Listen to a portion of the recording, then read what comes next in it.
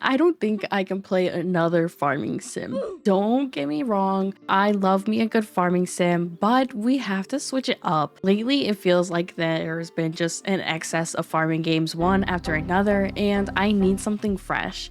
Well, if you're feeling the same way, then you're in luck because I've got a list of some of my favorite non-farming games that are sure to scratch that itch for something different. A little side note here, I want to show you games that are already out because my wish list is already massive with so many games coming out. Now, if you want to see more list videos like this, make sure you like and subscribe for more cozy gaming content. Now, let's get into the list. First up, we have Alba Wildlife Adventure. This game takes you on a serene journey to a Mediterranean island where you join Alba and her friend Inez for a summer of wildlife exploration. But when they encounter animals in distress due to litter and environmental issues, they decide to take action. As you explore the handcrafted island, you'll recruit volunteers, help the town folks, and document the diverse wildlife. It's a super cute and short, chill game that really got me hooked emotionally. I loved the sense of achievement when I saved the town and found all of the animals in it. Plus, it totally reminded me of my family, which made it all the more sweeter. I definitely suggest this one if you're looking for a heartfelt mission to save the island's ecosystem with meaningful impact. Now, moving on, we have Bear and Breakfast. You step into the paws of a well-meaning bear named Hank, aiming to run a successful bed and breakfast in the woods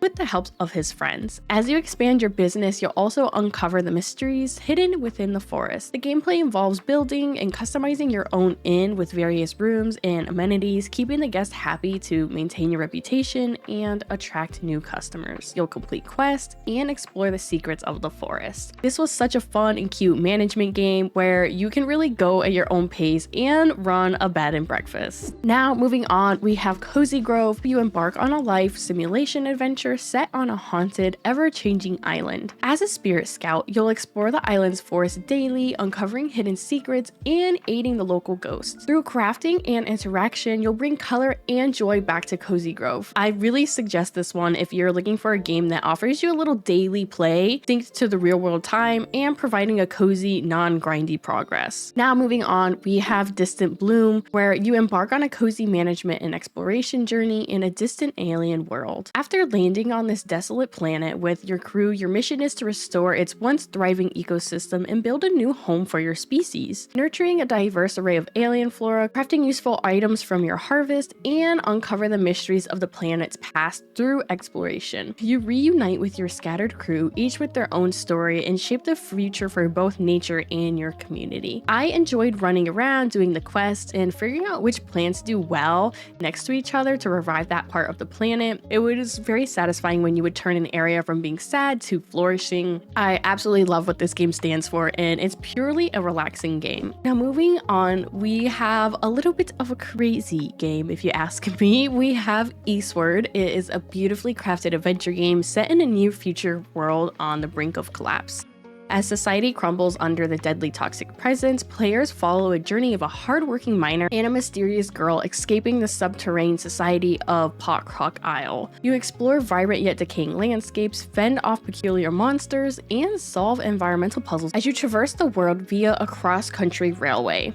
I will mention though that this game does have combat in it, so if you're not into that, maybe stay clear of this one. Next on the list, we have Minekos Night Market. It is a charming game that immerses players in the Japanese culture while telling a heartwarming story of friendship and tradition. You assume the role of Mineko, a curious girl who arrives at the struggling Japanese-inspired island nestled at the base of the Mount Fuji. As you explore and uncover the mysteries of the town and work to restore its former glory, you'll manage daily activities, complete jobs, embark on quests, and craft peculiar items in preparation for the weekly night market. You'll engage in various night market games, solve puzzles, evade nosy agents, and craft unique items using the workbench minigames. You can also do like small fetch quests for the townspeople, which I thought was nice. I highly suggest this game if you're looking for a lighthearted game with a nice story and an adorable town and where you get to pet cats. This one at times can feel a little grindy, but for me, it wasn't too bad. I always felt like I was progressing in the story.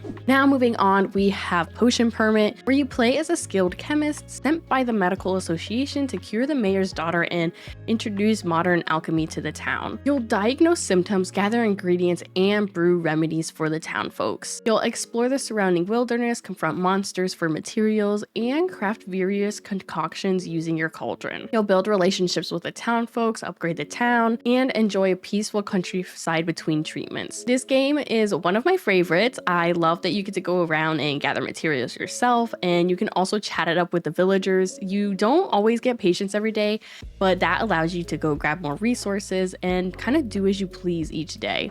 It's a fun little puzzle part to figure out the right potions to use on the patients. I tend to play this one in small doses because it does get a tad repetitive, but I always find myself going back to it when I don't know what to play. Next up, we have Strange Horticulture. In this game, you play as the owner of a local plant store in this quaint town by hag-infested forest in rugged mountains. As colorful customers visit your shop, you're drawn into an occult mystery spanning centuries. Use your trusty encyclopedia and clues from your explorations to identify strange plants and unlocking their effects to influence the story. This game did such a great job at making me feel like an idiot. I loved how the puzzles to figure out what plant you needed to use was not holding your hand, but also weren't incredibly hard. It was so fun when you found the right plant for your customers. I loved being able to find the new plants in the different areas of the map and learning the dark stories behind all the characters. They are pretty dark. Now, if you're looking for a puzzle games and you like plants and a little mystery, this is the perfect cozy game for you to relax to. Now, moving on, we have something more lighthearted called Snufkin Melody in Moominvalley. This is a musical adventure game where you play as Snufkin, striving to restore the valley and assist its quirky inhabitants. The hideous parks have invaded Moominvalley, disrupting its harmonious nature. As Snufkin, you'll use stealth and your trusty harmonica to mess with the plans of the park keeper and restore the valley's serenity. This game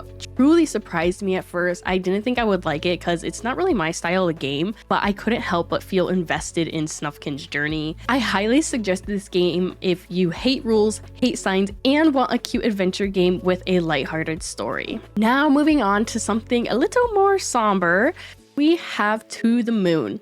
You play as Dr. Rosalind and Dr. Watts, whose job is to fill people's last wishes by rewriting their memories to give them a chance to live their dream. You follow the story of an elderly man named Johnny as you journey through his memories to uncover the reason behind his dying wish to go to the moon.